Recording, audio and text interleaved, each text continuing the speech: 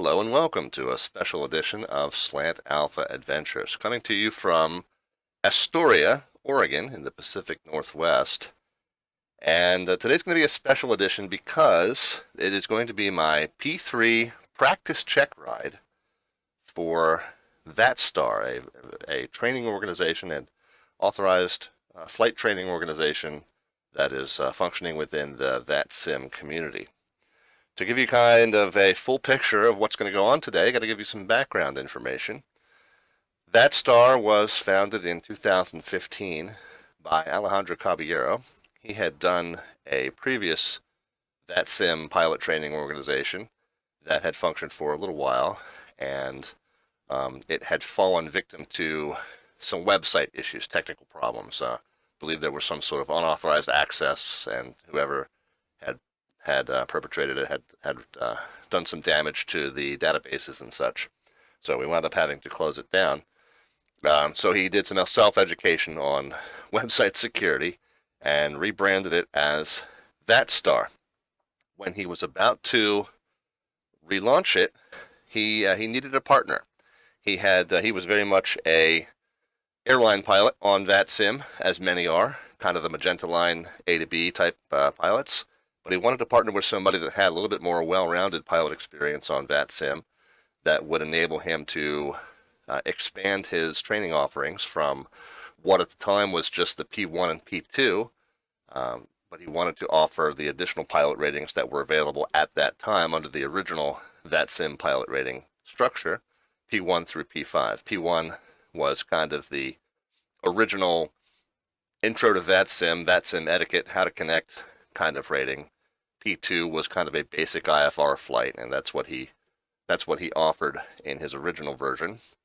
And then P3 was a VFR flying rating. P4 rather, was a introductory or a beginning IFR, and P5 was kind of more an advanced IFR. And those were typically more general aviation oriented, although P4 kind of airline and GA applicable, but P3 in particular and P5 were both kind of more general aviation oriented, and it just was outside of Alejandro's area of expertise. Now, he introduced me to him as Alex. He used the name Alex. I think he goes more by Alejandro now, but I tend to call him Alex. So if I call him Alex, it's not out of disrespect. It's just how he introduced himself to me back when we first started talking in 2015. So he and I got together in 2015, and I came on and created essentially from scratch a brand new set of training and testing material for the P1 and P2, and then eventually by 2016 we had expanded that all the way through the P5. And then he handled all of the website stuff and all of the membership stuff, the exam center, the online exam center, and the records keeping and all that stuff. So his expertise was developing the website and the membership and the PR, and my expertise was developing the training and testing material. And then I also, for the first few years of its existence, oversaw the training staff of VATSTAR. So that was, I did that for 3 years, and we became very successful, one of the most active and successful ATOs on the network. One of the first instructors that we took on, in fact, I think it was the second instructor that we took on very early in VATSTAR's existence, was a gentleman that hailed from Eastern Canada and had been a long-standing member of VATSIM, much longer than myself even, and had been involved as the air traffic manager of at least one of the Canadian FIRs. I know he had extensive experience in Vancouver FIR in Canada, and possibly one other one.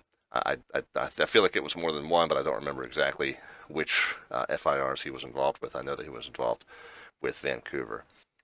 But again, he was someone who had much more well-rounded experience in flying on VATSIM, more so than just airliners. And matter of fact, had and I presume still has a real-world private pilot's license in Canada.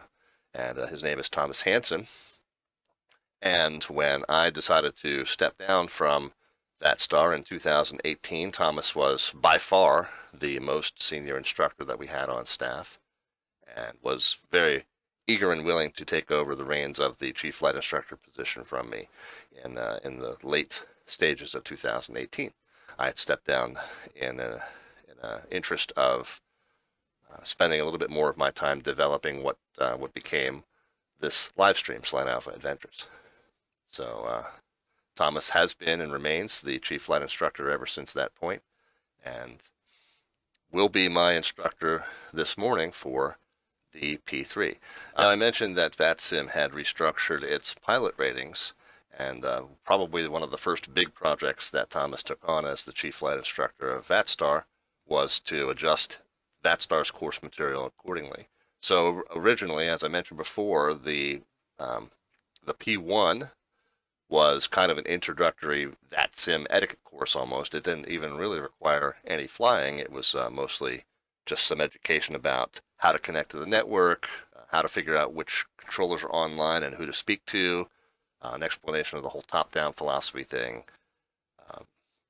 some etiquette things about where you can, where you can and cannot spawn and connect to the network, just some various how to handle weather and scenery differences and things like that. So very kind of what to do and what not to do on VATSIM type course. That has since become what they're now calling the P0, or the entry exam that is required to pass and activate your VATSIM membership. Didn't used to be required. It used to be an optional thing. It used to be called the original P1. Now it is a mandatory thing that you have to do before you start flying on VATSIM once you create your membership. So that P1 became what's now called the P0. The original P2 was just a basic point-to-point flight, IFR or VFR, and the P3 was an introduction to VFR flying techniques. And so the P2 and P3 in its old form now constitute the P1, which is very similar to, kind of aligned with a real-world private pilot's license. So old P2 and P3 have become the current P1. The old P4 and P5, which was introductory IFR concepts and then advanced IFR concepts, have now become the P2, the current P2, which is more aligned with the real-world instrument rating. So if you had the P1 through the P5 in the old system, you now have a P1 and a P2 in the new system. It kind of felt a little bit like a downgrade, but again, the current P1 and P2 cover all of that material that was covered under the old pilot rating system. So what they've done is they've now added a P3 course, which is essentially equivalent to a real-world commercial multi-engine rating, and then they've now added a P4, the new P4, which is similar to a real-world air transport pilot rating. So today, so like I mentioned, those who had the P1 through P5, like myself, now have the P1 and P2. They've consolidated and restructured the ratings that you're showing that you have on the network. So recently I decided I was going to come back to VATSTAR as a student this time, and go ahead and pursue those additional ratings that I don't yet have. So that's the P3, which is the commercial multi-engine, and the P4, which is the air transport pilot license. Now, here's the thing. When I came back into VATSTAR's Discord and said, hey, I'm back and I would like to go ahead and pursue these ratings, I feel like the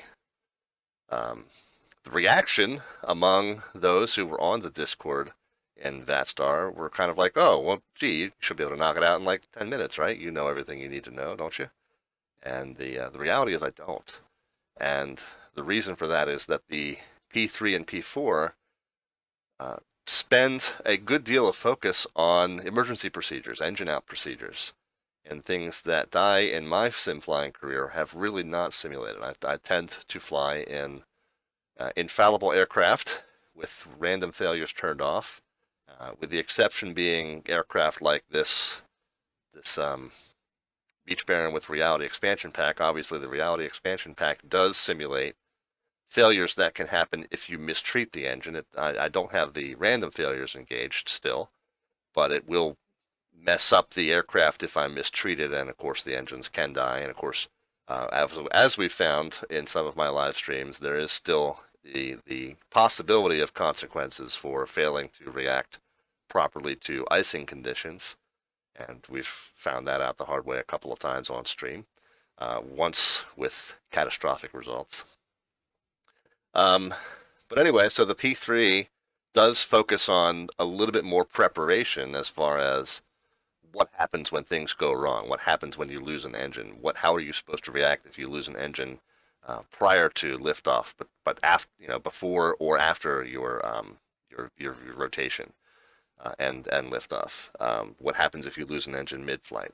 What should you be prepared for prior to lifting off if you're in if you're in instrument conditions, things like that. So it involves just a little bit more realistic, real-world what-if preparation for what happens when things don't go as planned. And those are things that I'm not quite accustomed to doing to the extent, to the rigors that are required for a real-world commercial multi-engine. And of course, the VATSIM P3 is still quite a bit watered down from the real-world commercial multi-engine, but it involves a lot more rigorous preparation for that kind of thing than I'm used to doing, just because, like I said, I tend to presume that I'm flying in an infallible aircraft. Checkride, the mock checkride that is listed here on VATSTAR is a checkride that starts from Astoria, and you are to plan a flight to Portland. My understanding is that during the performance of this checkride, we never actually get to Portland, from what I understand. But we plan the flight as though we are going to Portland. So this is the route that I have come up with. And by the way, Astoria has an obstacle departure procedure. So if you're departing in instrument conditions, you do need to be aware of this. This is the Astoria 3. And apparently, I guess we ought to just kind of go to the VFR. We can see that there is some pretty good terrain east of the airport. And if you look at the obstacle heights here, even in the vicinity of the airport, there are a few that you need to be aware of. So in the Pacific Northwest is a beautiful area, but it is kind of very rocky and rugged in some spots. There's all kinds of high terrain in the area. If you're not careful, you can get yourself in trouble. So there is this instrument departure procedure, this obstacle departure procedure that allows you to depart safely to the east without running into terrain issues. And it basically has you climb to an altitude of 2,000 feet or higher out to the north and west of the airfield, which you'll notice on the SkyVector chart is out over open water to some extent. And then you can return to the Astoria VOR, proceed on course eastbound if you're at least 2,000 feet or above. So we'll take note of that. I'm sure that will be part of our briefing with Thomas. This is the ILS returning to the airport that I have it on pretty good authority will come into play at some point later in this check ride. But talking again about the route to Portland, we're going to pick up, let's go to the world below here. We're going to go from Astoria, we're going to perform that procedure, and we're going to end up back at that Astoria VOR. We're going to then pick up the Victor 112 south and eastbound to Battleground, and then Battleground direct to the airport. Now, I filed to Battleground. There's a couple different ways you can kind of conceive your arrival. You typically would, I guess, assume that there will be a Portland approach controller on.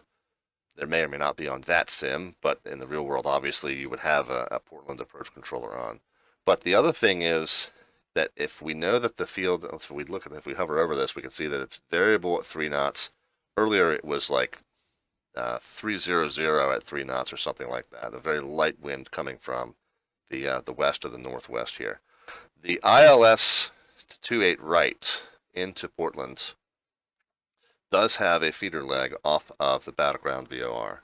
So even if we were going to need to do a full procedure approach into Portland, our route kind of ends here at Battleground.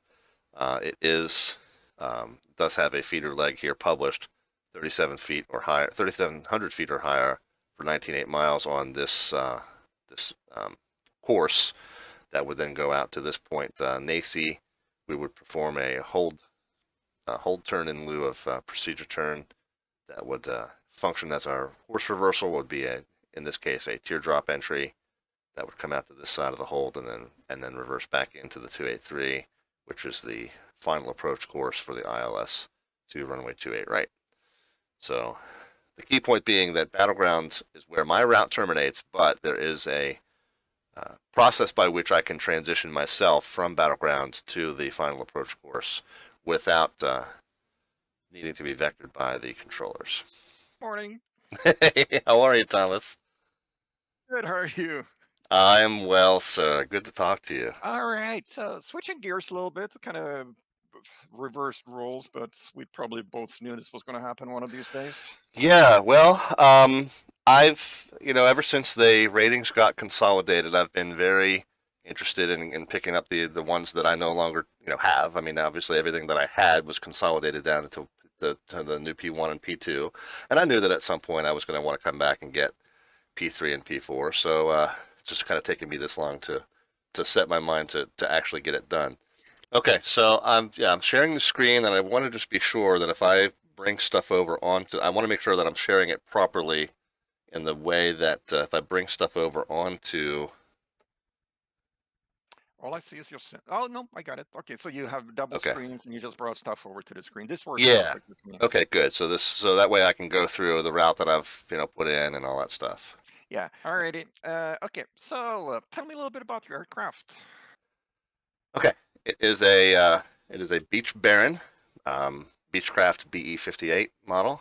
I will be flying it. It is equipped with a Garmin unit, so technically equipment code FAA wise would be Slant Golf. But I always fly it on stream as though the Garmin unit is not equipped, so I will be flying at Slant Alpha, and I'll be navigating through steam gauges only. I hope that's okay. Yep. What else do you want to know about it? Let's see.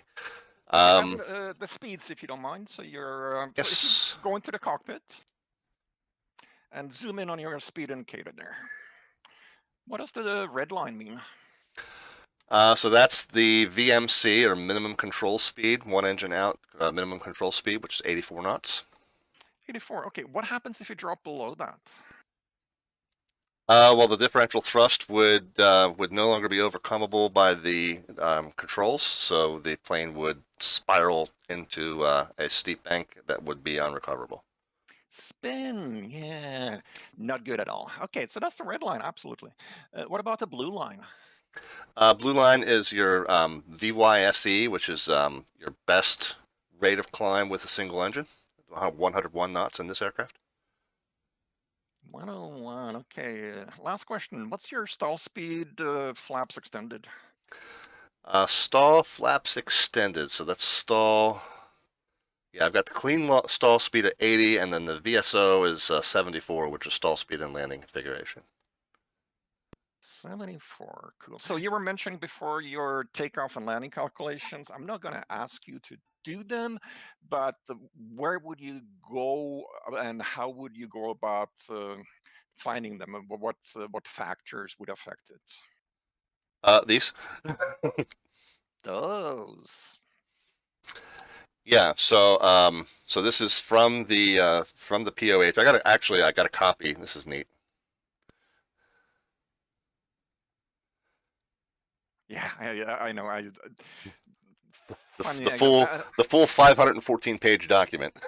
Yeah, funny anecdote. When I originally did the P2 many years ago for a different organization, I was using the Baron and I was using these tables as part of the written exam. Yeah, and it's not a very good scan of it, unfortunately. It's obviously it's a photocopy and then a scan, so it didn't come through too high res. But essentially, you kind of start with, and can you see the cursor that I'm moving around also? Yep. Okay, so you kind of start with the outside air temperature in Celsius, which, let's see. SkyVector says that the current temp here is 7 degrees. So we'll start with 7-ish here, and the sea level. See, I don't know how high above or standard pressure we are. Yeah, I know that I know the field elevation. I gotta look to see what the altimeter is 3014. So a little bit higher than sea level pressure. But basically, like this line here, kind of maybe between these two lines. So then you kind of go from and temperatures as well. And I think we're probably pretty close to standard actually. Well, 7 is a little. Oh, wait a minute. The temperature's already factored in. So yeah, we get 7 degrees and maybe a little bit above standard pressure, And then so we kind of take this line here and go to the right, and then we take the weight in pounds, which I haven't done the load sheet yet, so I don't know exactly where we are weight-wise, but just follow that down to whatever weight the plane is, and then take that to the right. The winds was variable at 3, so it's assuming, if it's variable, then it's just kind of take it from 0. But if it's 3 knot, maybe say it's a straight headwind, then you can kind of follow the line down just a little bit, and then kind of come over and you see that the landing roll was going to, the departure roll is going to be, essentially 1,000 feet. And then if you got an obstacle to clear, you can follow the line upward to, 1,600, 1,700 feet, something like that. Okay, that's all I need to see. that basically is the check mark there. Yeah, perfect. All right, very good. And I guess what the end of that conversation should be like, okay, well, what do we have? We got 5,700 feet, we got 4,400 feet. Okay, so we should be good. We have an issue with icing today, possibility? Well, let's see. And the temperature is 7 degrees at surface, so that means at 3,500 feet or higher, you have freezing temperatures. But looking at the weather, and I do have layers activated that include icing warnings. Of course, icing is a combination of temperature and moisture, so it doesn't look like there's any precipitation in this area. No icing. Let's see, we got icing warnings out here in the Dakotas, it looks like, but no icing indications for Astoria. But just to be cognizant of freezing temperatures starting probably about 3,500 feet or higher. Yeah, clear skies, so you don't get any moisture there, and the temperatures are nice. So yeah. Yep. So in case we need it, we do have. Sorry, in case we need it, we do have the anti-icing capabilities. Sorry, I'm trying to get the view centered there. Do have the anti-icing capability. Of course, the pitot heat's a standard checklist item, regardless. I'm just going to flip this switch. Fuel vent and stall warning heat. I've never used in this aircraft. I don't know if they're actually simulated, but the switches move at least. And then we've got prop anti-icing, windshield anti-icing, and then this is the boots. Cool. Alrighty, yeah, I was just looking at your exam there. So there's a difference between anti-icing equipment and de-icing equipment. Oh, sure, right. Yeah, the anti-icing equipment basically prevents icing, and the de-icing equipment will get would be that rid last of icing. Yeah, would be that last switch over there on the right. So pretty much all these would qualify as anti-icing measures, except for this last one here, which is the de-icing boots for the wings. Cool. So let's quickly talk about possible failures in air. What would happen? So your pitot tube gets blocked and your pitot heat doesn't help. What happens to your instruments? Well, there's two possibilities. I think in the sim, it tends to just drop instantly to 0. If it's properly simulated, there's also the possibility that the static pressure, the dynamic pressure would be trapped in there, and your airspeed would just freeze in place and then would move with a change in pressure and as a change in altitude. But I think typically in the sim, it just kind of drops to 0. Sim is stupid. Yeah, the real world behavior is that your airspeed indicator starts acting like an altimeter. Yeah, exactly. It'll freeze in place, and then we wouldn't notice a change in it until you start changing altitude. What's your backup if your airspeed is not reliable anymore? What can you do instead? Well, as an indication, you could use DME, your DME box if you're tracking directly toward or from a DME station. Obviously, if you're tracking longitudinally or at an angle, it wouldn't be usable in that case. If you had a Garmin unit, like a GPS unit, you could use your ground speed if you could, reasonably calculate or estimate your true airspeed in relation to your ground speed. But the ultimate fallback is just known pitch and power settings. Known pitch, power settings, listen to your engine, and just get a feel for your plane. Yeah, absolutely. Okay, one last question. You were talking about the static system. So your static port gets blocked. What options do you have now? Yep. Okay. So that's going to knock out your altimeter and vertical speed, and will also affect your airspeed indication. What can you do to fix it? So there is, and I don't. It's modeled here somewhere. There is an alternate static source. Usually the red little no somewhere. Yeah, I'm not sure. Yeah, I think it is, or it may be one of the knobs here. Yeah, don't worry about it. Okay, but yeah, there is generally a switch in the cockpit that allows you to switch to an alternate static source, and in a GA plane, it is often inside the cockpit. If the cockpit's not pressurized, then it functions perfectly as an alternate static source. And of course, the ultimate fallback is smash through the face of the gauge of one of your static gauges, and that ends up being your static port. Which gauge? Well, I guess it would have to be the vertical speed gauge because it's the least Yep. necessary one. Yep. I remember writing a lot of this training material back in the day. Okay, of course you did, right? It's just fun having the chat about it. Let's pick a couple of runways. Which runway would you be departing, and which runway can you be expecting for your arrival? Well, we'll take a peek here. It's 130 at 4. There is a runway 14 here at Astoria, so that'd be the ideal one. Since it's only 4 knots, I think we could probably depart on any one of them. But 1-4 would be the most favorable, aligned with the headwinds here, with a 4-knot headwind. Mostly down the center line there, so not too much of a crosswind consideration for a runway 14 departure at Astoria. Okay, and then, so that we have 130 at 4. Is that true or magnetic heading? that isn't true. Hold on, no, Yep. no. What's the? No, Yeah, no, you got it. yeah. And then if they read it in an ATIS or spoken ATIS is magnetic, and then the Metar isn't true. So we got the runways. We know the weather. Let's talk. So what route will you be flying? I think that's okay. Astoria, Victor 12, Battleground. Which departure procedure? Well, there's only one at Astoria, but it's a very important one if you're in instrument conditions because it's an obstacle departure procedure. But it's this one here. So it essentially, so if we're departing, basically we need to head north and west of the airport to have a safe place to climb to 2,000 feet and then return direct to the VOR and proceed eastbound. So off of runway 14 or runway 8. So let's go with 14. Okay, so we depart on a 139 heading until a minimum of 600 feet.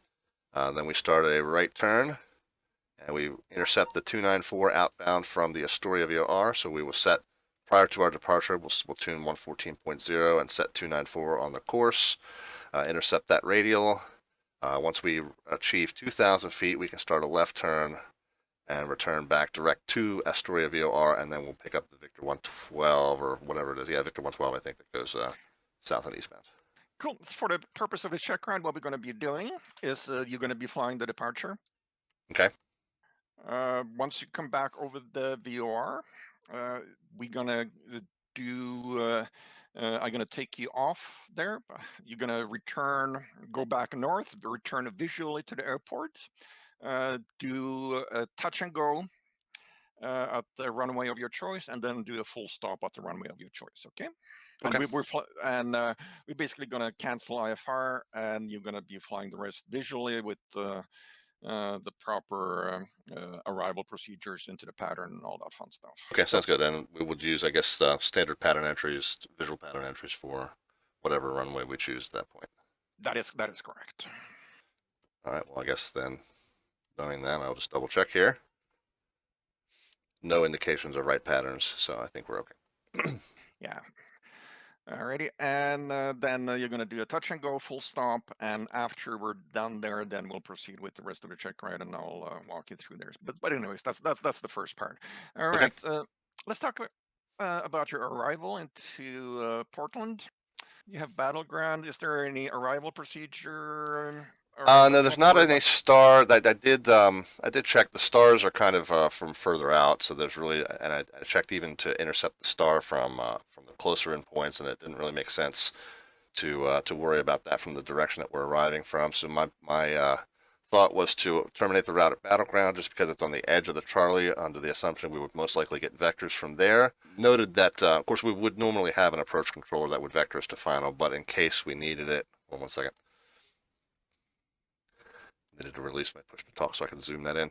But in case we needed it, we do have a 28 left, 28 right rather, that we can initiate on our own if cleared to from directly from the Battleground VOR. We'd have this this feeder leg that would put us at this point in AC. We could do the procedure, the hold turn, the hold reversal there, and then find ourselves on the final approach course.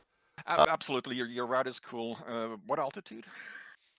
So I file 5,000 because it's a pretty short flight, but the MEA along this first segment here is 5,000. Further along, you can go lower, but just 5,000 is a good eastbound IFR altitude. That's what I went with. Yeah. So how would you do your fuel planning? So I do a little bit different than many, but I know that the average hourly fuel burn in this aircraft is, hold on a second, is 150 pounds.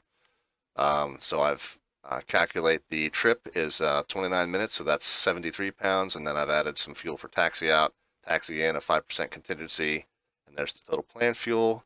The total hold fuel is I've added a half hour just as a an extra contingency. Of course, this is all more like airline planning here, but yeah, I use it for the GA planning. So technically, you would need just the trip fuel, the alternate fuel, and then final reserve fuel of 45 minutes. I've filed an alternate of Salem, Oregon, by the way, which is 44.2 nautical miles from Portland. Let's talk about your alternate. Yep. Do we need an alternate tonight or today? No. So the 1-2-3 rule is kind of the guideline that you use, and so it's within 1 hour of our estimated arrival at Portland. If the ceilings are going to be less than, I forget, I always cross up the 2 and the 3. Less than 2,000 feet AGL ceilings and less than 3 statute miles visibility, then you would need to plan for an alternate. I always like to throw one in anyway, just to have the extra fuel on board. And I chose Salem because it's not too far down the road and it's got a nice ILS with a 200-foot minimum, so works as an alternate. But and then of course Yeah. you Okay. want to check the So weather there to make sure that the weather there isn't going to be below I think 600 feet ceilings for an or 600 feet and 3 miles. 602 miles. 602. Okay, yeah. So I And for uncontrolled, sorry, for non-precision, it is 803, or is it 800 still 2? 802. Say okay. That's okay. I always look them up too. Yeah, exactly. I could look them up. If I looked at it and it was 10 statute miles clear, I'd be like, okay, we're good. And if it was 800 feet and 3, I'd be like, okay, I'd have to look it up and make sure. Exactly. All right. Okay, so you know the rules for the alternate. You know that we don't have to file an alternate. You file it anyways, which is absolutely cool with me, because the only time you have too much fuel on board is when you're on fire. Yeah, exactly right. And then Salem, like I said, it does have this nice. Where is it? The ILS, because localizer and localizer back course, localizer back courses are always fun. But in case we needed it, then we have, like I said, this ILS here. It has a back course. I haven't seen a back course Yeah, I know. published. It's tempting to try it anyway. But a nice 200 foot above ground level minimum. So I figure worst case scenario, we can get into Salem under almost any weather. Sweet. Sorry, what's that room? Okay, no, I got it. Yeah. KSLE, No. yeah, if you want to try that back course later on. Yeah, I might. Alrighty, so when you're ready, you can file and start your pre-checklist. Yeah, and I do probably a couple of things I could have done earlier, but I do need to go through the maintenance report and kind of just page through and make sure that everything is nothing needs to be preheated, or the battery doesn't need to be charged, and all the gauges and avionics are okay, tires, brakes, suspension okay, and we're good there. I will come back to the REP again. We'll go through the weight and balance page. So this is me in the front seat and my baggage in the back seat, so that the center of gravity is within limits. My fuel calculation is 29 gallons needed in each tank, so we'll go ahead and order that fuel and apply. And so when we do our walk around, we'll just need to verify that that is exactly what they've put in it, just to make sure that the kid on the fuel line didn't misread the order or something, anything like that. Okay, so fuel load's done. We'll go ahead and do the third time's a charm back into the pre-flight. And of course, I'm going to kind of blow through some of these items that are listed but not really simulated. And as a matter of fact, I'll do the in-cockpit stuff later on. Load distribution and static port, obviously, we make sure nothing's Nothing's blocked, blah, blah, blah. Check the control surfaces, make sure that they move freely. Oops. Next. There we go. And there's other things on this list that aren't really simulated, so I kind of just blow through those, but make sure there's no obstructions on all the ports and stuff. Flap is secure. Aileron should move freely. Here's where we check and make sure that we do have 29 gallons, so there's a little dipstick that we run down to check the fuel level, make sure there's no contamination, make sure it's the correct color for the type of fuel that we ordered. Cool. Pull up the tie down, trucks, oil quantity and quality, so a nice light brown color, doesn't need to be changed at this point. Cover comes off, pitot tube cover comes off, and of course we're checking the condition of the plane as we go around as well. Tires nice and not too well worn. Baggage door should be secured, but we'll secure it after we get back into the plane, so we'll come back to those types of hold items. Again, the quantity and quality of the oil is appropriate. Take the cover off. Trucks, tie downs. Oops, missed. There we go. Again, the quantity on the right side should be the same as what you ordered, 29 gallons, so no contamination, and the correct color for the fuel type. Aileron should move freely, and flap should not move freely, and then we're good to go. And then we'll. What's the color of your fuel type? The color of the fuel type? It's I guess it's 100 LL, and it's the light blue color. Light blue color, yeah. Let's see. So we're back. What does my follow-up question? What does LL mean? Low lead. Yeah. Okay. Parking brakes checked, set. Switches are all down. Gear handle is down. Cow flaps can be opened. Battery switch can come on. We will close the door before we start the engine, by the way. Battery switch will become on. I lost my place here. Oh, beacon nav and panel lights. There's 1, 2, and 3. The gear green light should be lit, and they are. And fuel quantity should match what's in the tank, which 29 gallons is, yeah, it's in the yellow there, but it's plenty for what we need for our very short flight today. At this point, we'll go ahead and get the doors closed. So, come over here and passenger door gets closed up. I guess we'd have to close the outside baggage door before we got in the plane. And then we walk around, get in the plane, close it, secure the main door. Fuel selectors would be set to on. I can remember how to do that. There we are.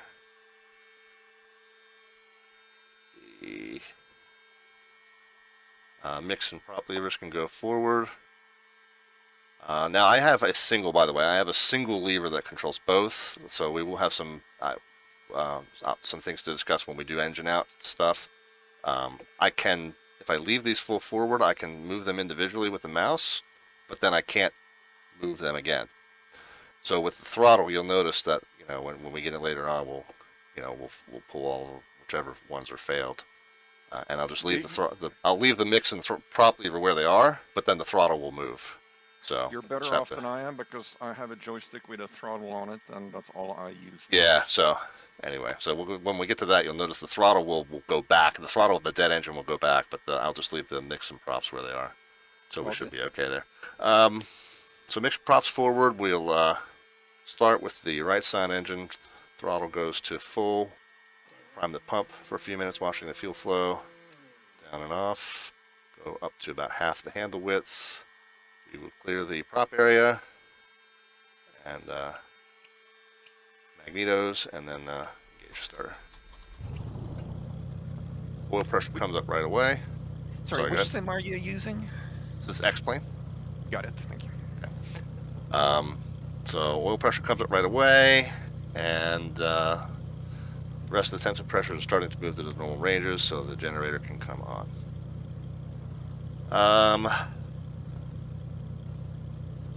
And then we'll repeat the process on the left-hand side. We'll run the throttle full, prime the pump, down, back up to about half the handle width, to the prop area, magnetos, starter,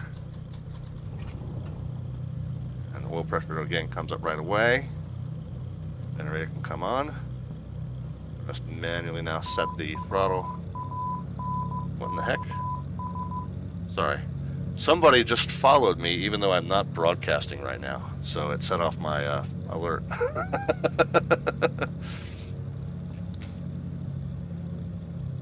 All good. It's funny.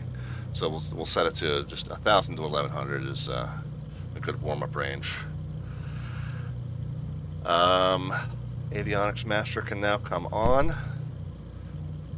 And I always turn off the marker beacon sounds, but in certain approaches I do, would turn those back on. But a lot of times I just leave those off, and then of course, let's see what else. That should be it. We'll check the electric trim, make sure that it's working and is neutral. We would send our flight plan on VATSIM, which I actually already have done, but I'll show you what I filed, which is. I got it. Oh, okay, I got it. Okay, good.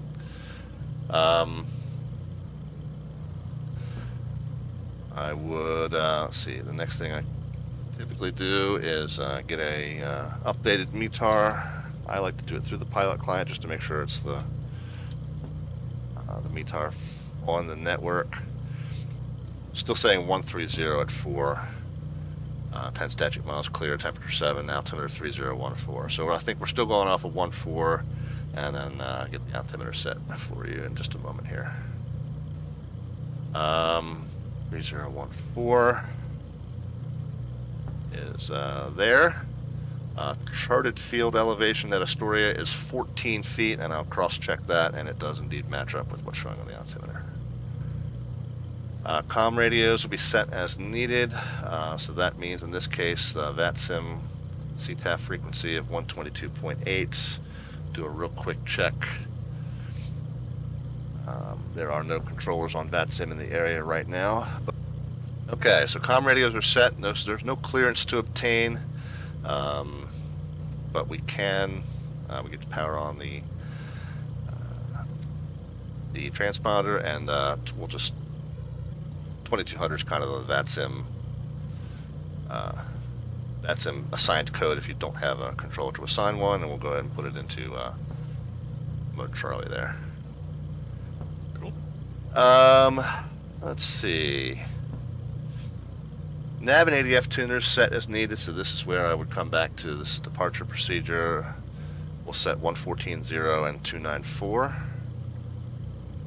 So we'll down to here, 14.0, swap that in, and we'll set the course to 294. Alright, so there's 300. This is 295, there's 294, maybe there, I can't quite tell. Should be close enough. Heading bug, we're going to set to the runway heading of runway 14, or if we don't know the exact runway heading, we'll just set it to 140. Yeah, what heading are you supposed to fly off the departure?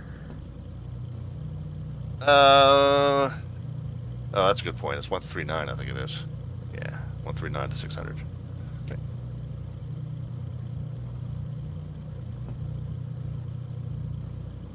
So 13, so there's 140. Back one click to 139. Okay, so 139 to 600, and then right turn to intercept the radial. Initial altitude. So we're not assigned an initial altitude. I'm going to just say we're cleared to our maintain 5,000, which would have been in our IFR clearance. Obviously, we have to have a minimum of 600 before we make the turn, and then a minimum of 2,000 before we make the second turn. But I'll have those in front of me on the chart. The 5,000 will be I'll put that in the altitude reminder as our filed altitude. Okay, maintain 2,500. Okay.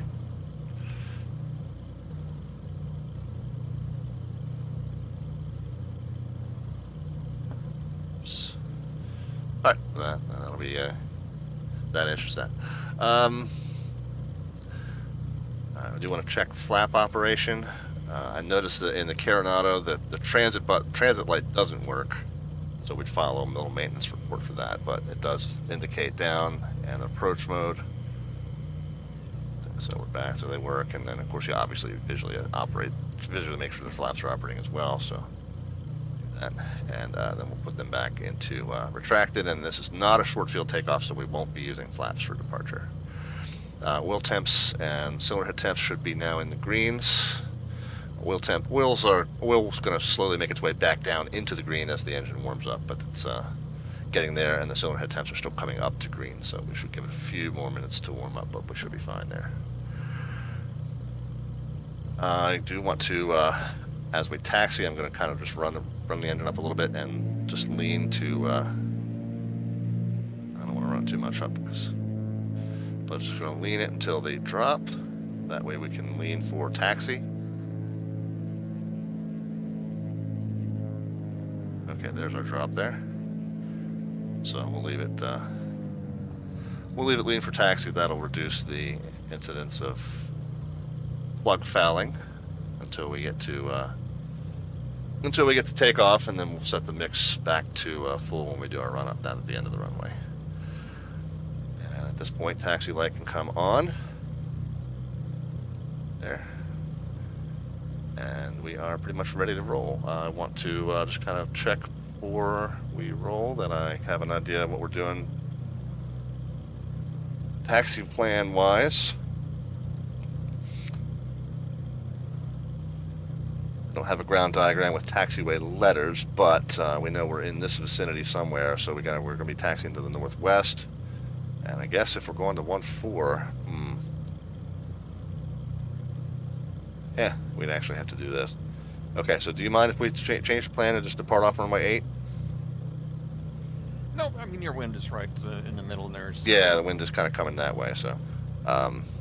Yeah, so let's just change the plan for runway 8. So what's that change for us for the departure? 080 and then to 1000, and then a left turn to intercept the radial. And the radial, and yeah, the frequency and course doesn't change, but it's 080 initial heading. And that simplifies the taxi plan a little bit. When can you start your turn? 1,000 feet. 1,000 feet, okay. So, whoops. Come on, I'm not trying to zoom, I'm trying to... So 080 appears to be there. And then, yeah, so 080 to 1,000 minimum then, and then start to turn. So let's rebrief then the taxi plan, which is a little simpler now. Which is that we'll join the ramp and then kind of to the northwest here, and then we'll depart off runway 8.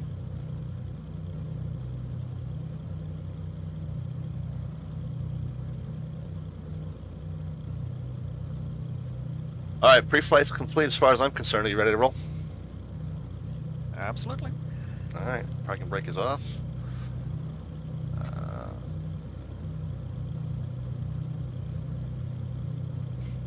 Astoria traffic, Baron 514 Delta Victor taxiing to runway 8 for a IFR eastbound departure Astoria.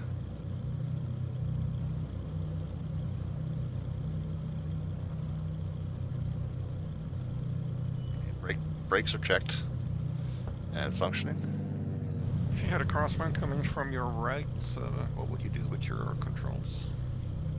Oh man, I think it's aileron slightly into the wind. Aileron into the wind, yeah. What about if the wind was coming straight from behind you? Straight from behind you. Okay, hold on. I gotta remember this. Let's see. We want to deflect it upward, right? So we want to push the stick forward. Dive away from the wind. Push the stick forward. Thank you. No problem. So this is our hold line for runway 8 off of Alpha 3. So this is where we'll pull the brakes and do our run up. So that's going to be mix throttles. I'm sorry, yeah, mix and props full, throttle to 2200 RPM, and cycle the prop lever 3 times. So it'll be once, twice, and 3 times. Alright, and then to 1700 for the mag check. I'm looking for a drop of less than 75 RPMs in either side, so the whistle the engines go slightly out of sync. And then to the second set, back to both. They should recover. Notice I don't use the prop sync, by the way. That would, it's a little bit buggy in this plane, so I don't use it. But obviously you would have it on, but and that reduces the memory items for securing the engine by one step later on. But just notice that I don't use it. And so mag check is complete, and we are ready to roll.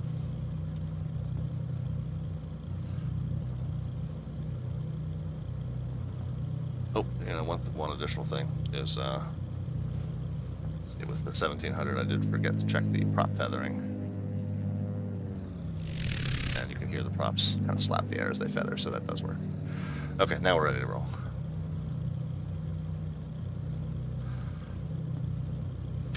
Ready when you are. All right. Astoria traffic, Baron 514, Delta Victors, entering runway 8 for an IFR departure via the Astoria 3, IFR eastbound Astoria. Landing lights come on, taxi light come off, strobe on, and pitot heat on. Visual check, no traffic.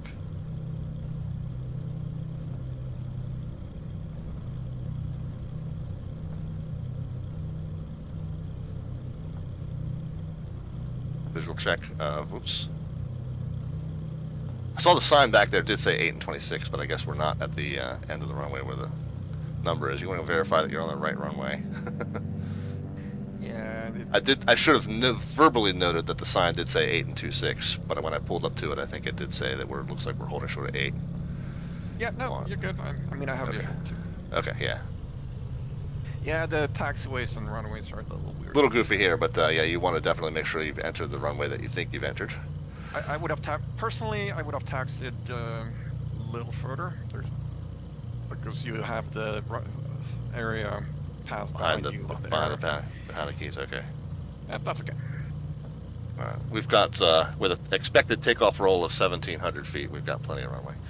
All right. So lined up with the runway, and again the heading bug should align with the runway direction, and it does. So we are ready. I did all the lights and the pitot heat, so we're good to go.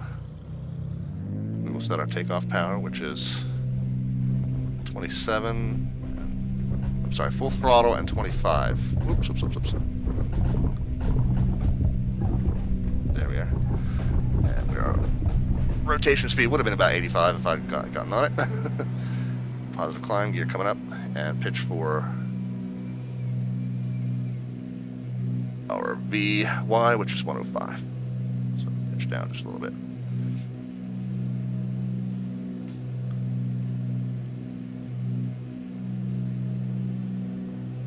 And now we're cooking. A little bit above our VY. Astoria traffic, Baron 514 Delta Victor, clear runway 8, Astoria. So 1,000, we can start our left-hand turn.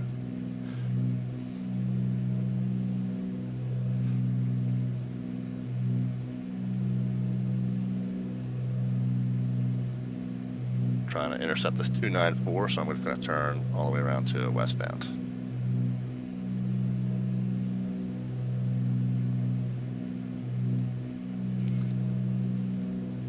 Reduce to climb power now 25 and 25.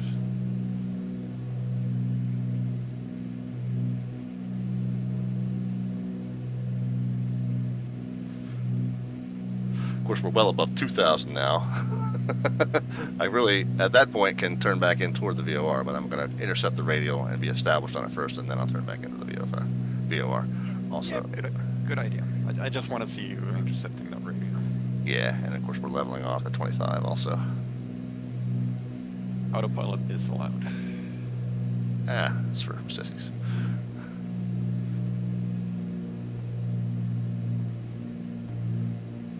Go to 20 and 22. 22 and 22 for a cruise. radio's starting to come in. Starting to come in pretty quickly because we're pretty close to it. You're very close to it. Okay, intercept, hold the course for about a minute. Okay, no problem.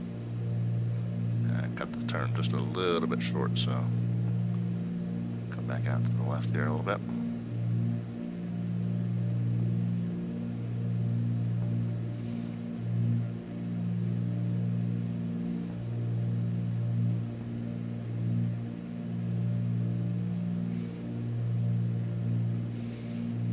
Alrighty, maintain 2,500, fly heading 360. Alright, 2,500 and 360.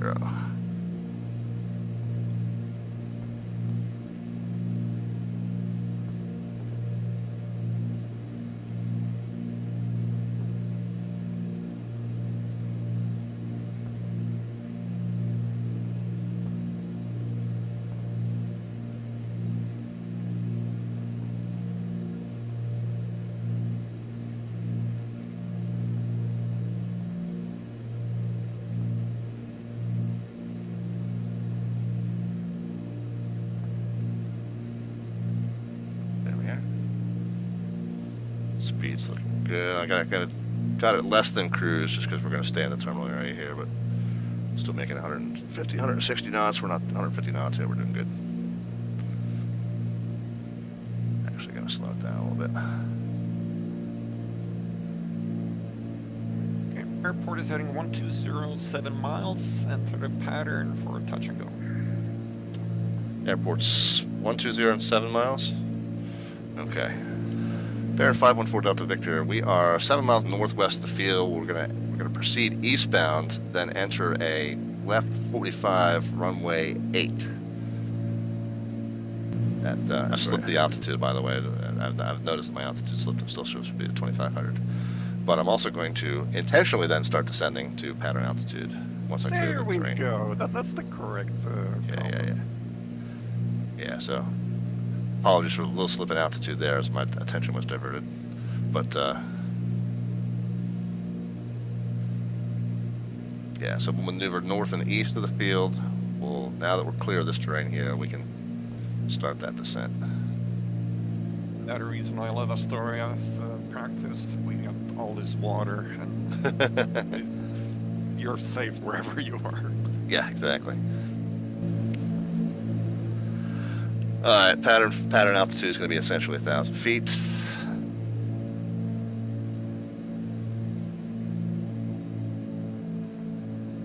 I'm going to expedite. Ooh. Pull the RPMs down just a little too much.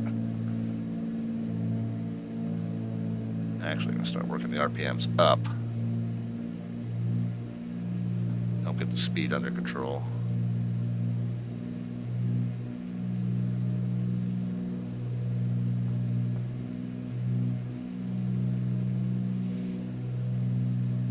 Turn in for that 45 to the downwind. Okay, we're into the white arc, so we can start throwing flaps out, but I'll wait until I turn in to do that. Maintain about 120 for right now.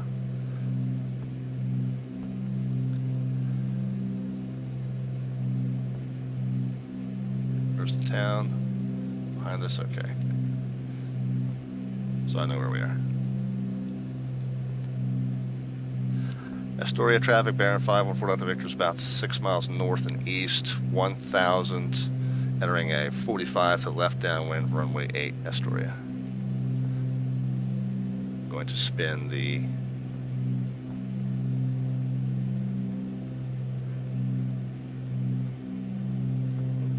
a little steep.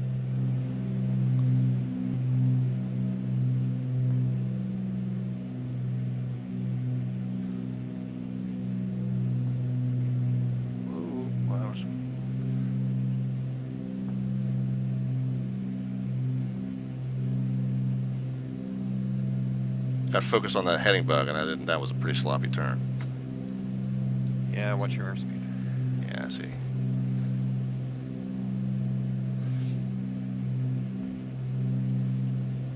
Okay, so if the town is there. Oh my goodness.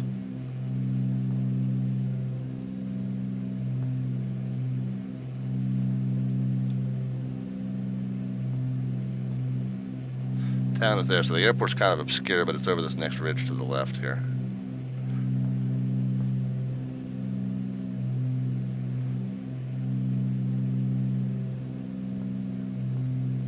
What can you do? You don't have a GPS, but what can you do to help you navigate the airport? Well, there is the Astoria VOR that I could kind of check my bearing, spin that until it centers. So it's there. Cool. 5.1 miles. Right, Astoria traffic, bearing 514 Delta Victor, 2.5 miles north and east of the field. We're entering a short 45 to the left downwind runway 8, Astoria.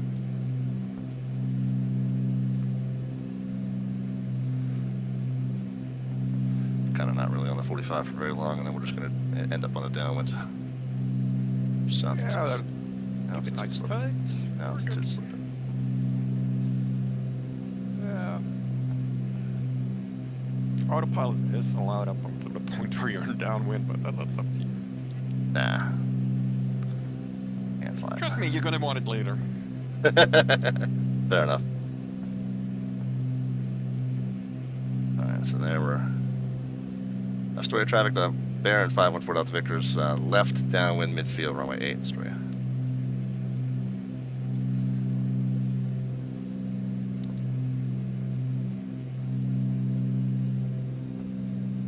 Flaps 1 are out. Gears out.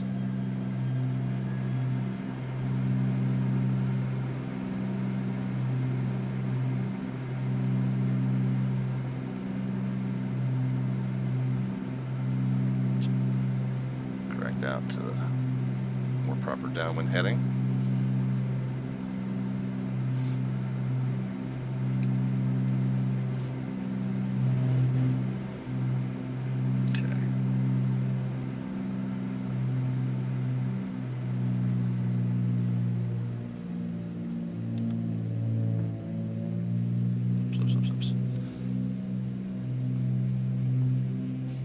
Astoria traffic, bearing 514 Delta Victor, turning left downwind to left base, runway 8, Astoria.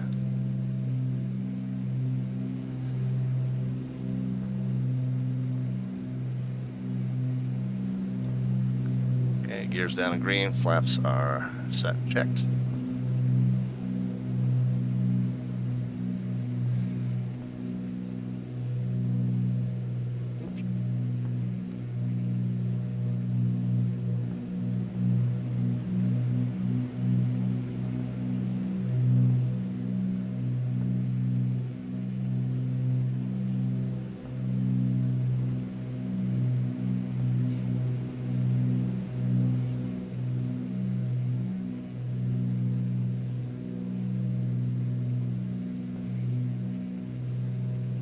Astoria, the bearing 514 Delta Victor is on about a mile final, runway 8, Astoria.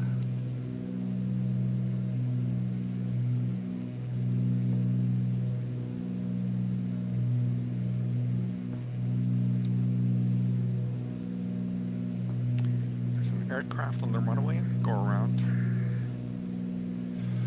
Astoria traffic, bearing 514 Delta Victor, going around, runway 8, Astoria. Throttles. Leave the gear for now. Get the flaps into approach.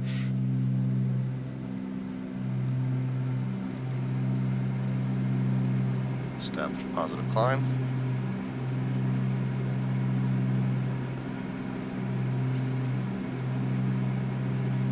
We're staying in the pattern. Stay in the pattern, full stop. Okay. Gear coming up. We will remain in approach flaps and keep the speed at 120.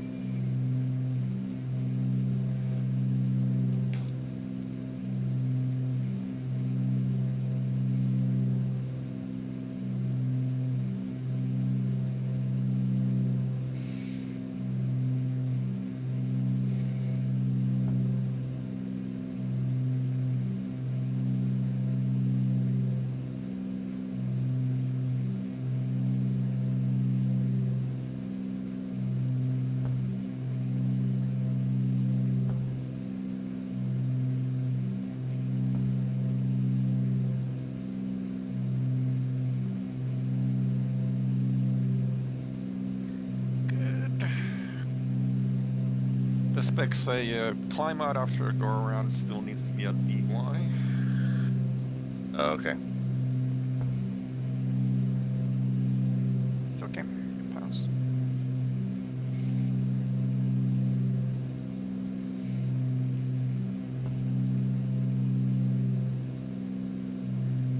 So we're going to be doing a full stop, exit the runway, but don't taxi anywhere, and we'll set up for the next part.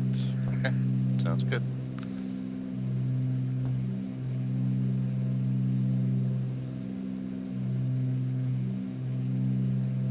All right, so there's our downwind heading.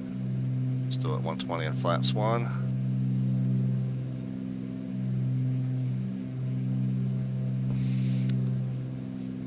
Astoria traffic, Douglas Baron 514 Delta Victor's left downwind midfield runway 8, Astoria. Is it obvious that I fly the Douglas a lot more than I fly the Baron? Oh, good.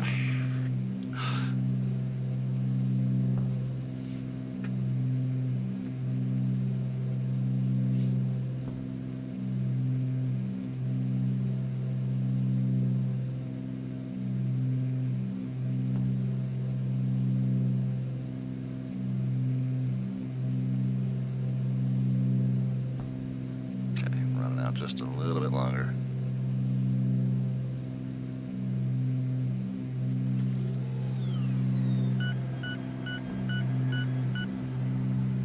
Flaps 2.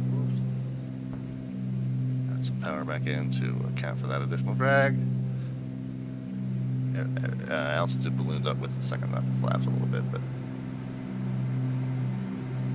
Astoria traffic, Douglas Baron 514 Delta Victor's left downwind to left base runway 8, Astoria.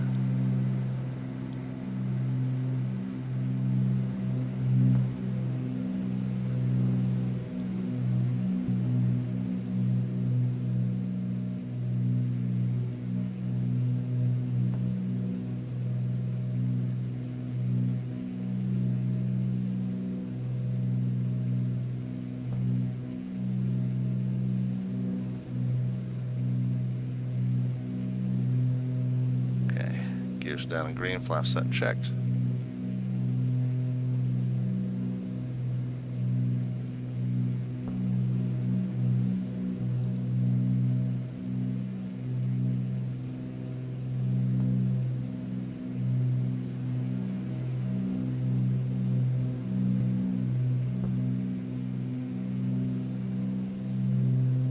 A little bit high. Should be able to recover it.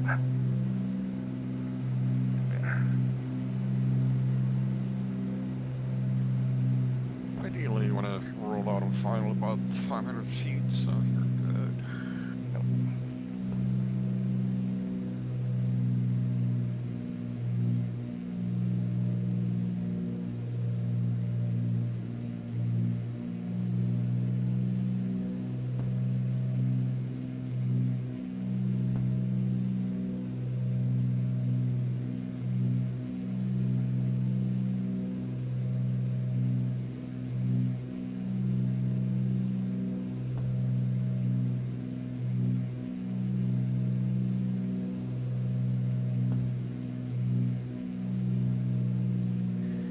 Continue all the way to the end of the runway and exit there. Okay.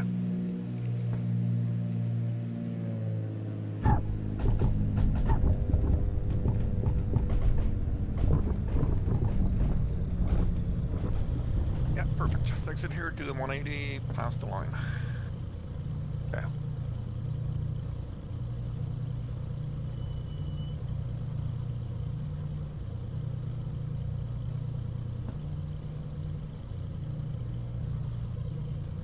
Astoria Baron 514 Delta Victor, clear runway 8. Astoria. Alright. Maybe here. Yeah, okay. For this next segment, we're going to be simulating an engine failure before YNC. Okay. Or VYNC. Okay. Hold on 1 second. Cool. Okay, so I want you to set the weather as well.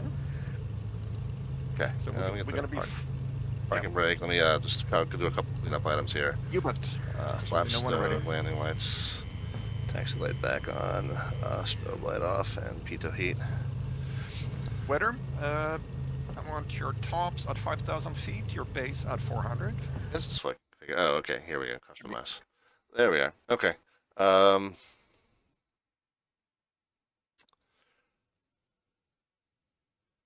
configure. There we are. Okay, a cloud layer. Add a cloud layer. Top left. Oh, top left. There we are. You want to set it to overcast. Overcast.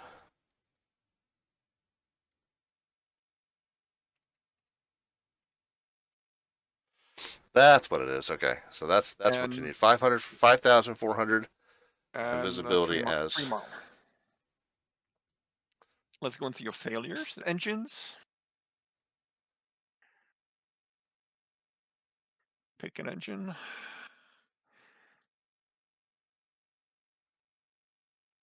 Exact speed. 75.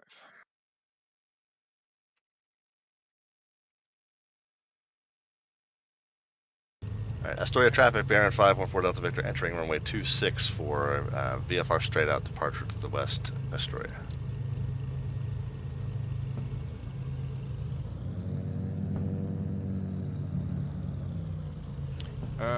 Fix that altimeter. I know you reset the weather. Oh, yeah. Well, field elevation is 14 feet or something like that. Just set it to about there. It's a sim issue, so... yeah, no worries. And then entering the runway, we'll go landing lights on, taxi light off, strobe lights, oh, beacon should be on. Turn that off instead of strobe, I think, earlier, and then pitot heat.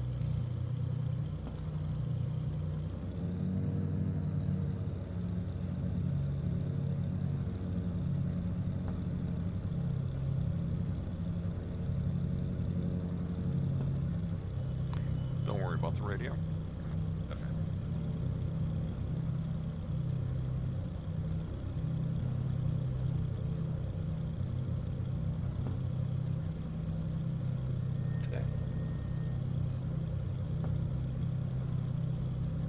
Lined up with the correct runway. Runway heading verified. Alright. Set takeoff power. Full throttle and 27.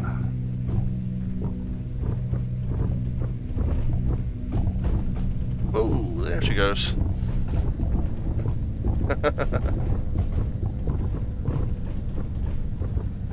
So the throttles are closed and just try and get still stopped in the distance you have left. Yeah, you're good. Continue to the other end of the runway for sort of to 08 and get your engine back when you want to. Okay. Man, that was quite a kick. Yeah, it is. Oh, this is that weird. Keep going, keep going, okay, and gotcha. just do a 180 at the end of the runway, get your engine back. Okay, sounds good.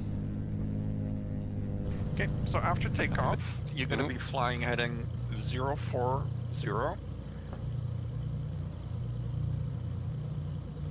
Okay. You're going to be intercepting the 19 DME arc to Astoria VOR DME arc. Okay. Climbing to 4,400 feet. Before, okay. And via the Astoria VOR 19 DME arc, you're going to intercept the ILS runway 26 approach. ILS runway 26 approach. Well, I probably should have that in front of me then. You probably should have. Alright, And once you have that on there, you will see the DME arc. We're not going to go up to the initial approach fix. You're just going to intercept the DME intercept the arc at wherever. Okay, that's no problem. Yeah. 1095 and 261. So I'm going to set 1095 set in the background, set in the standby.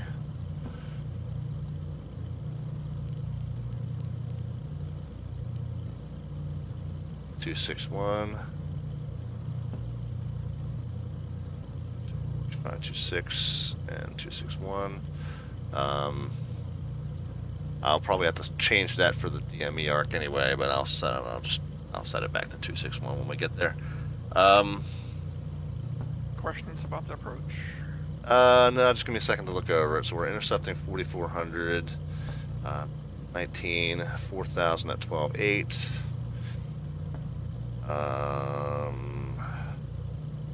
Missed approach 1,500, climbing right turn 2,900 back to the VOR. Okay, so that's a very kind of tight right turn back to the VOR, and then the hold if we need it. Hold right turns on a 079, so I can flip that around to 079 if we end up needing that. So frequency and course, missed approach.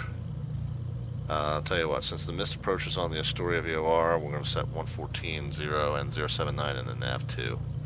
Just go ahead and just have that just in case we need it. Okay, well, that's just my process. Whoops. I knew how to use this thing. It would be even better.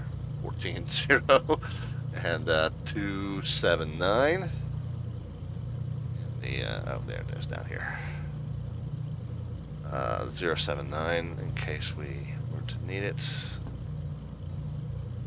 Yeah, you're nowhere near the minimum on your letters, so you'll be fine. Trust me. Yeah. So yeah, right. Minimums would be 264. Okay. Yeah. Okay. Okay. We're good. Approach? I've reviewed the approach. Yeah, so heading 040 up to 4,400, intercept the DME arc, and once you get on the DME arc, expect clearance for the approach. If you're ready to go, there's one last thing we need to do. Okay, I am. Set your failures. Oh, okay.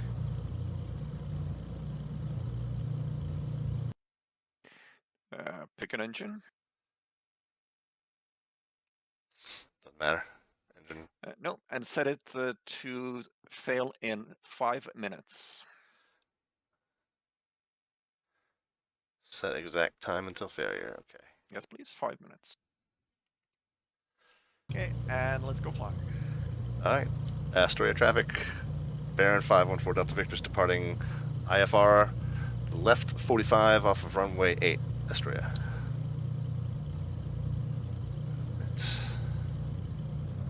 Good. Oh, parking brake come off. Set our takeoff.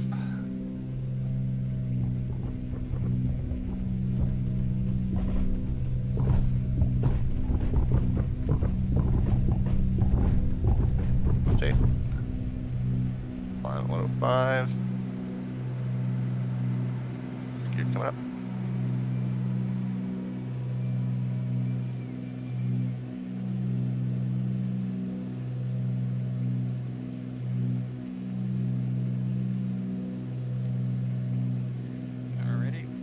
Autopilot is allowed up to the point where your glide slope becomes active. Okay.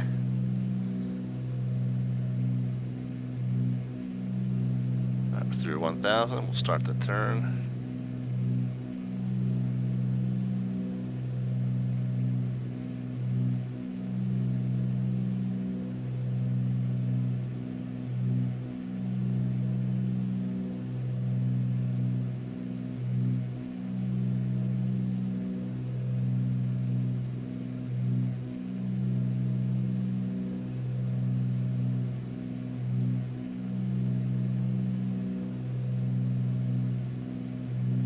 Level, get 25 and 25. Flying power. Next level, I said. And we can still be climbing it.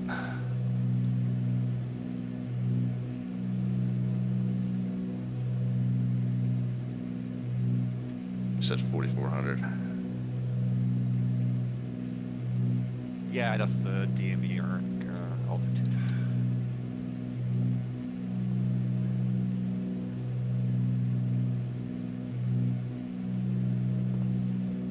040 is what you said. Oops.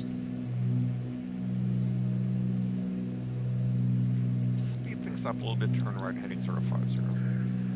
Okay.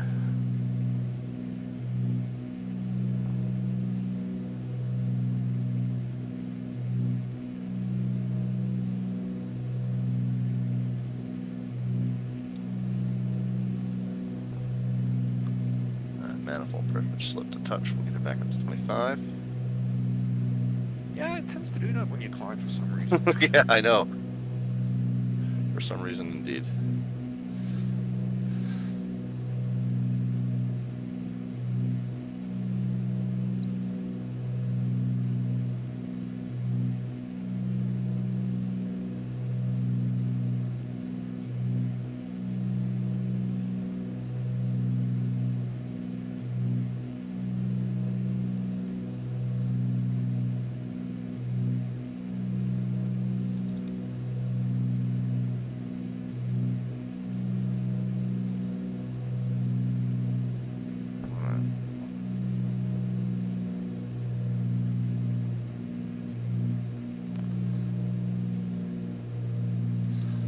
Down to 22 and 22 on the power setting.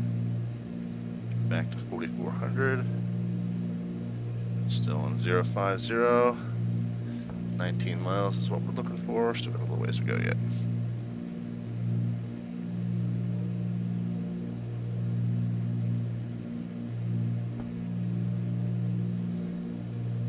I feel dirty about this, but I'm going to go ahead and do it. Yep.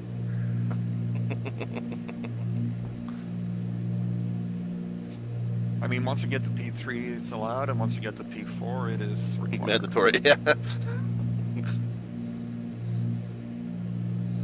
Well, I'm not going to hand fly an entire airline flight anyway, so. Alright, so we're just going to take a spin through the engine gauges. Everything's in the greens. 22 and 22 sets on the assigned heading and at the assigned altitude. And we're going to 19 miles. So yeah, we're good for a little bit.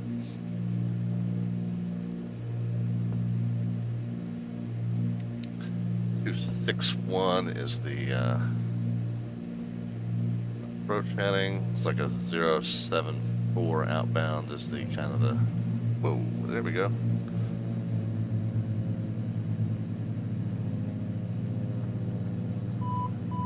My airplane.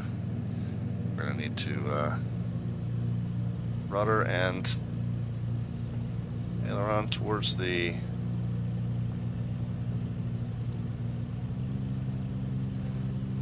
dead engine. All controls forward. Prop mix and throttles. It is definitely the number 2 that has failed. Pitch to maintain. 44.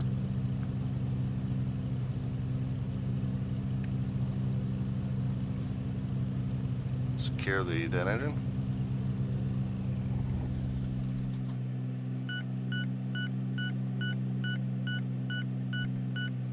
Yeah, I know the gear's up.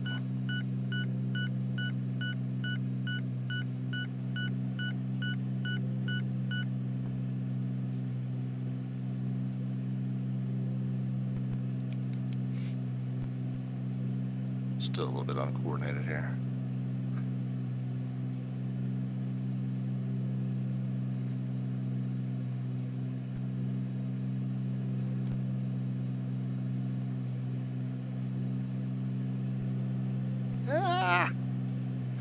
Might need to practice this a little bit more.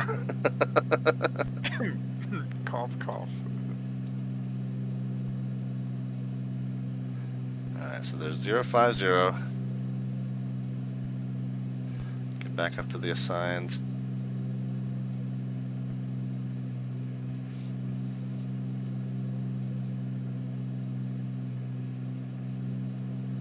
Altitude.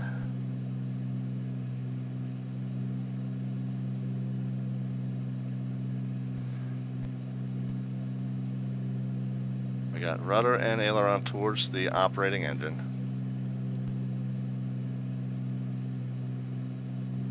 We got the right engine has been shut down. Again, mix and throttle are down. Mix and prop are down. Throttle is moving because my other throttle is moving. But we would pull the throttle for the non-operating engine as well, of course. We'll go ahead and secure the, so we did the mix, magnetos,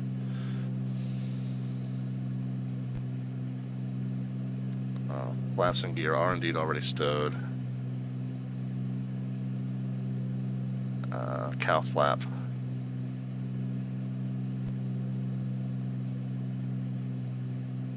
And fuel selector if I can get to it.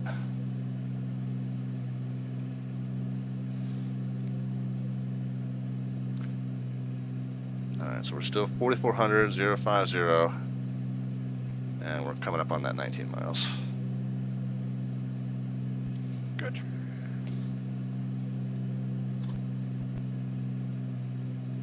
If you're brave, you can use the autopilot, as I said, up to the point where the glide slope becomes active.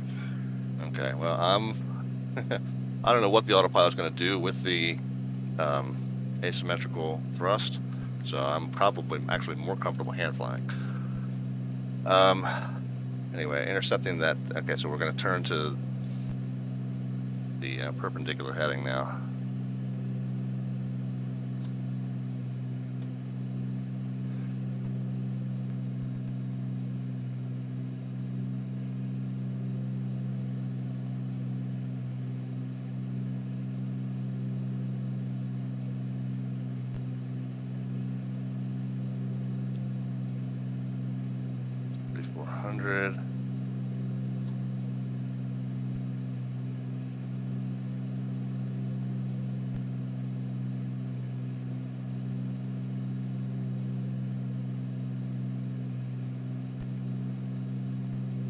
Want to hear one funny thing, Thomas?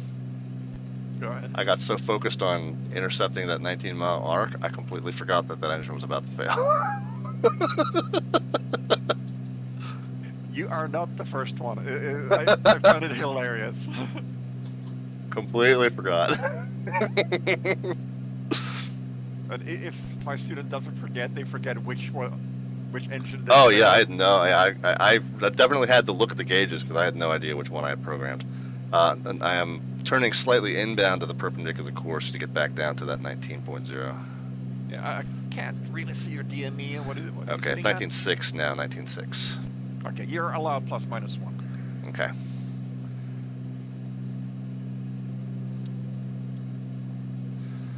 And then yeah, the timed failure is actually working out quite well. It's so cool because I was so focused on that arc and how much I love flying DME arcs that it completely slipped my mind that was going to happen.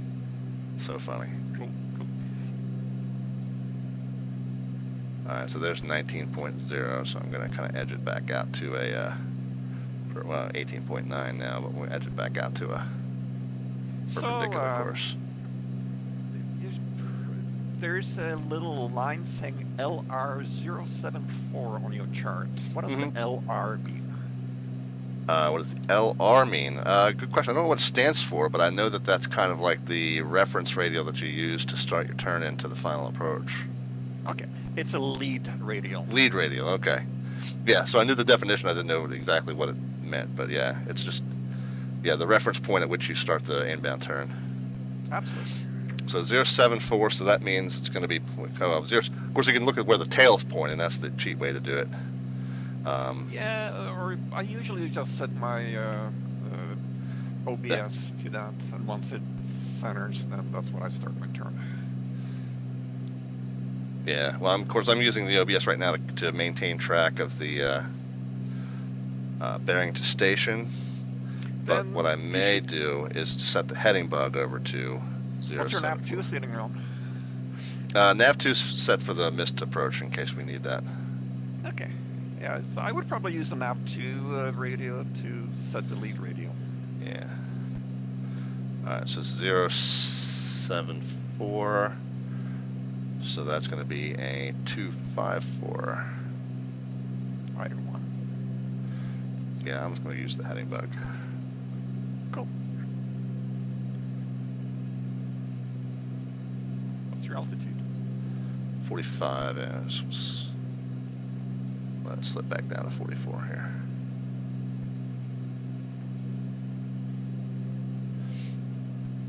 So there's 25. There's 254 and it's there.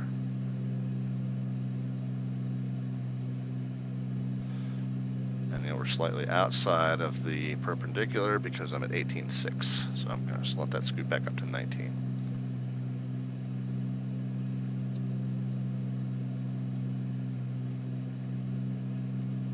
What's your inbound No, ILS or VOR? Oh, am I beyond? Hold on 1 second. Yeah, did I already pass it? Shoot. Yeah, I flip.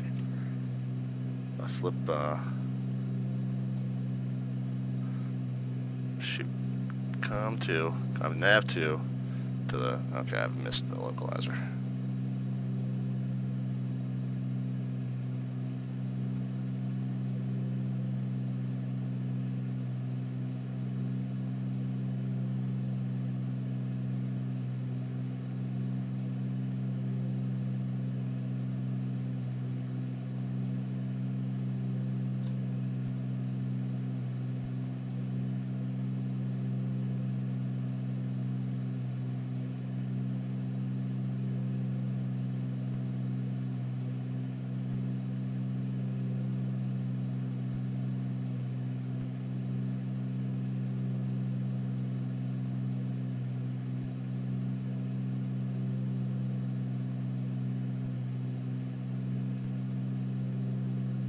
Back to see the distance.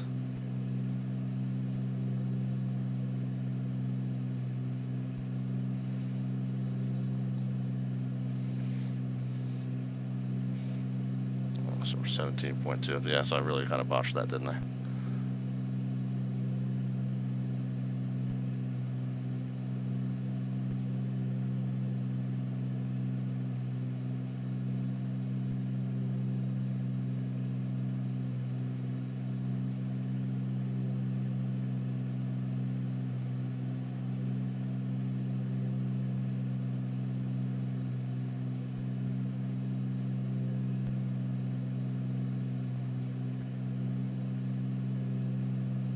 Okay, should be on 261.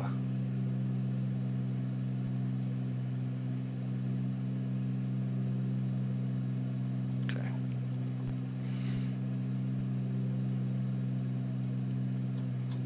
And inbound from 19, we can go to 4,000.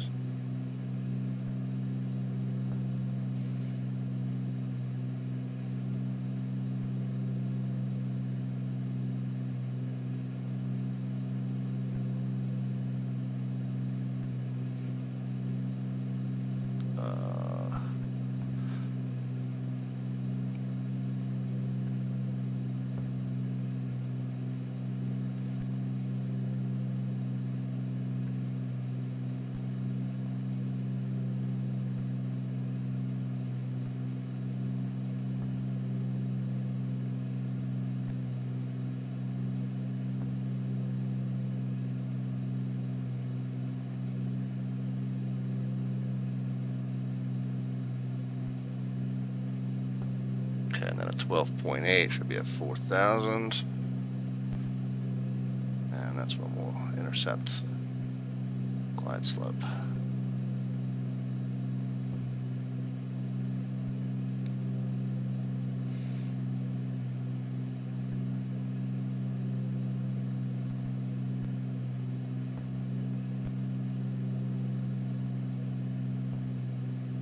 And there's 12.8 and 4,000. Glide slope is active.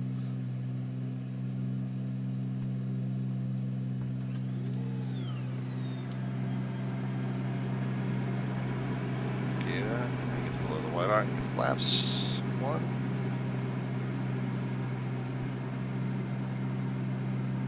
I want to approach no slower than 100 knots.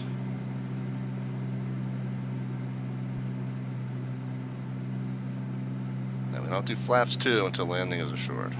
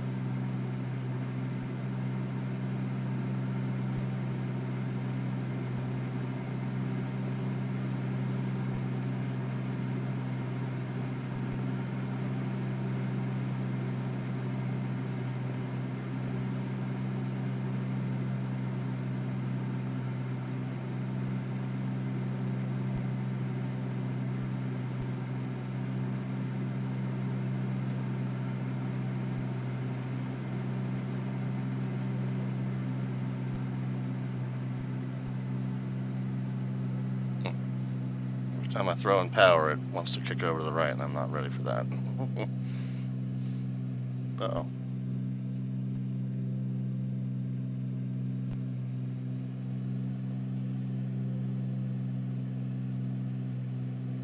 A lot of trouble.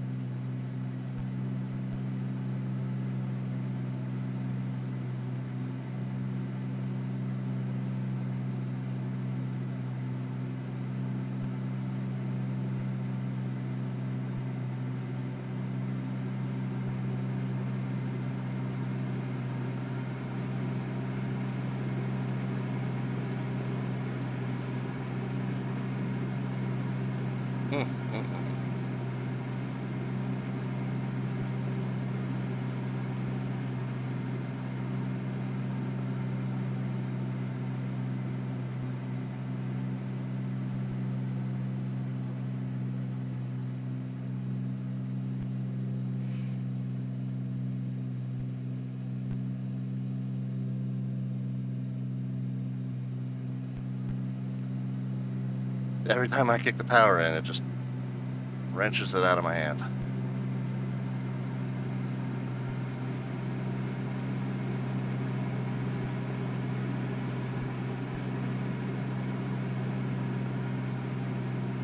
We're about below glide slope at this point.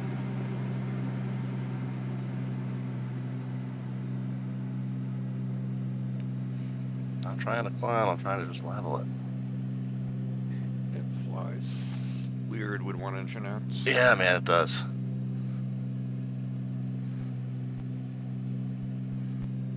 Oh, a couple of the red.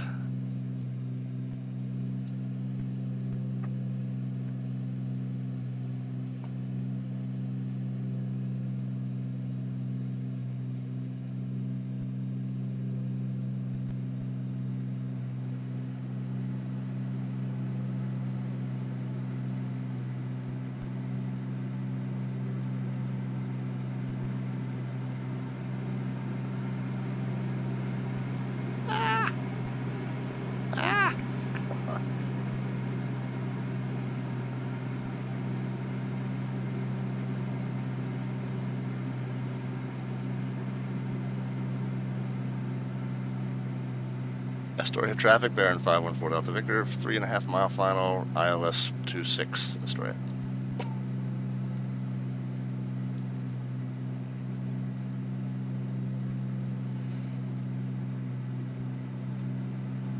Chasing that localizer so bad.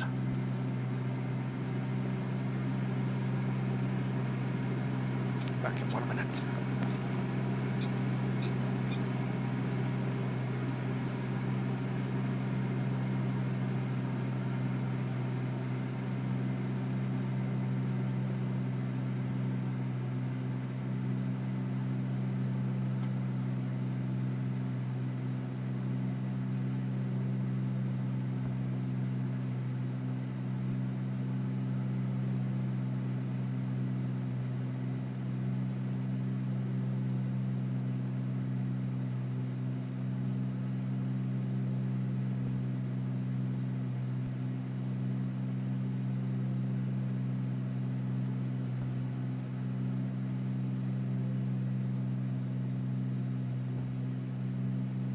Back. Bad timing, but had to get that out of garden. You ducked out just as I broke out of the clouds. I figured as much. That's cool. Yeah.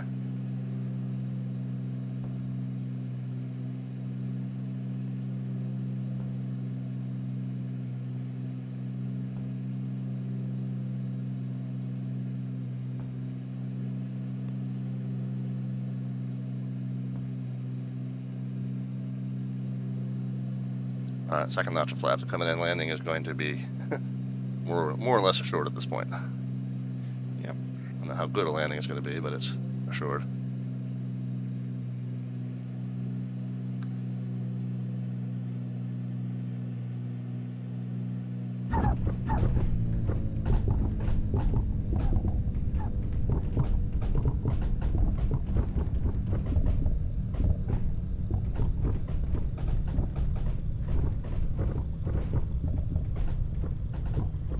Alrighty, taxi to parking.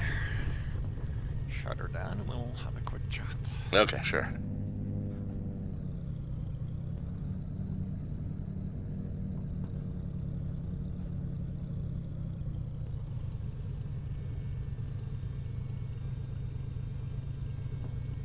Oops.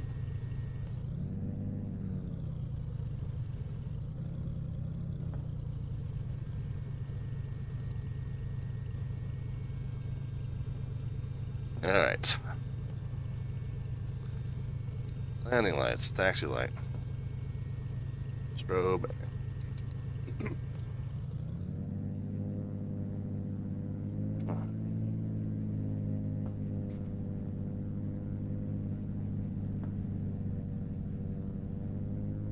Yeah, you struggled the whole way down. Yeah, I did. Well, first of all, I'm mad at myself for missing the turn in on the final. I didn't realize we were as close as we were to the final approach course. So situational awareness there was really, really not good.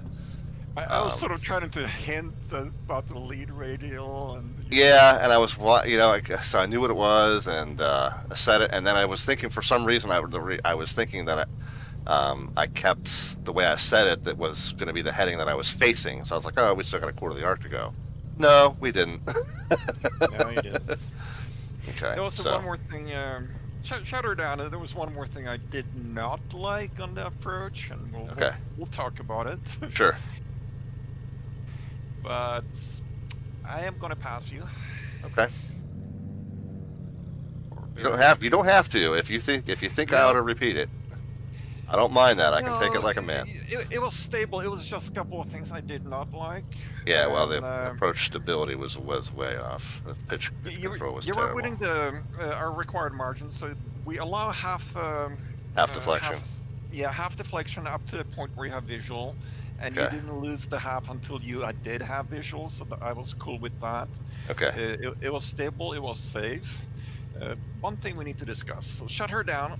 Yeah, gotcha. All right, let's. All right, parking brake, taxi light, and I know what you're going to say. By the way, it's going to be airspeed related. No, your airspeed was still okay. It was something else. Yeah. Okay. All right. Cool. I'll stop guessing then. I'll wait for you to tell me. But just give me 2 more seconds here. Let's see. So parking brake, taxi light, transponder, trim.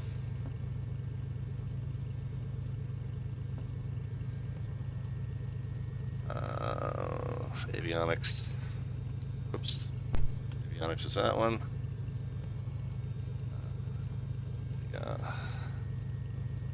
Bag check. Auto's closed. Nope, not that one. This one. And then that one. Magnetos off. Selector off.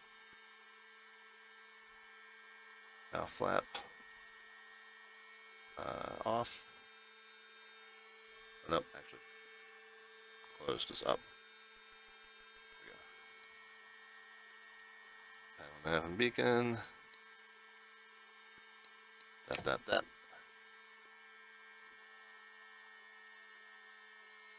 All right, hit me. Want to disconnect first? Oh, yep, sorry.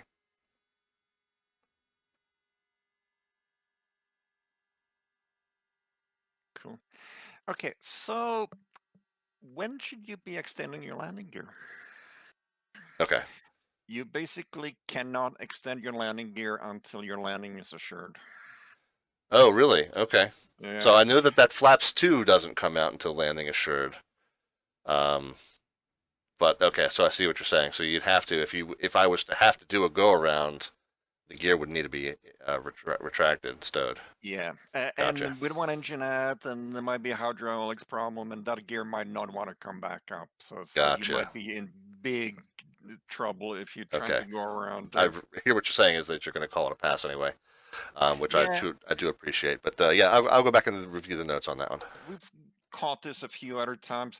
Mm-hmm. If you I sort of I sort of put a little check in my notes, and Mm. if everything else is okay, I usually let it pass. If there are other marginal things, like your needle goes back and forth or you're not stable, then it becomes a major issue. But yeah, you overshot the localizer. As I said, I try to help you out. You caught it, you corrected safely, quickly. So I'm good with that one. Okay, yeah, we can see the nice little correction there. Yeah.